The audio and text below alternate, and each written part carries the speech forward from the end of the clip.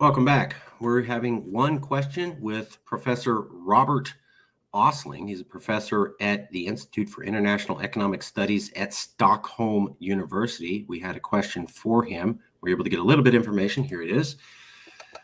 Robert Östling, professor at the Institute for International Economic Studies, Stockholm University. He's a professor of economics at Stockholm School of Economics, primarily interested in applied microeconomics and behavioral economics. He obtained his PhD in economics from Stockholm School of Economics in 2008 and worked for the Institute of International Economic Studies between 2008 and 2018. He is a docent in economics at Stockholm University. He received his PhD in economics at Stockholm. He was a visiting student researcher at the California Institute of Technology. And he also taught courses in philosophy and literature in Stockholm and Lund University. This was the article that we reached out to him about. Political Polarization and the Size of Government by Eric Lindquist and Robert Östling, both from, I'm drawing a blank, the foreign country that he's from. In this article, we study the relationship between political polarization and public spending using the dispersion of self-reported political preferences as our measure of polarization.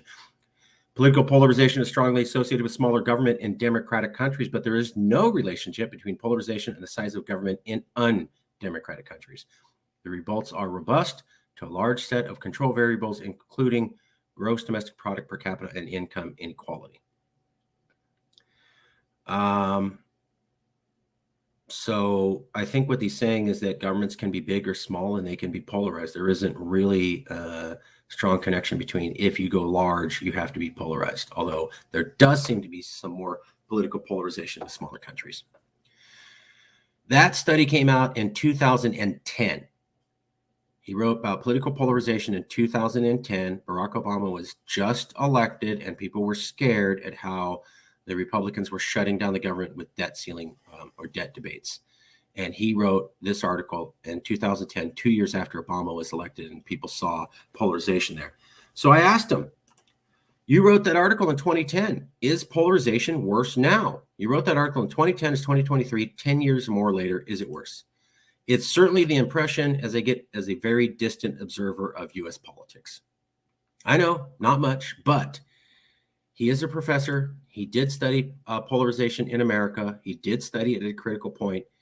And this is a time and point question. You did a study on polarization in 2010 documenting how bad it is. Is it worse now in America? Yes.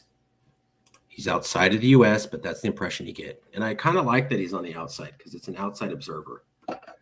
Yes, this professor from the outside who studied polarization in America and is living outside of America saying, yes, it looks like polarization is worse in America now. So that is that, and we'll see you with more soon.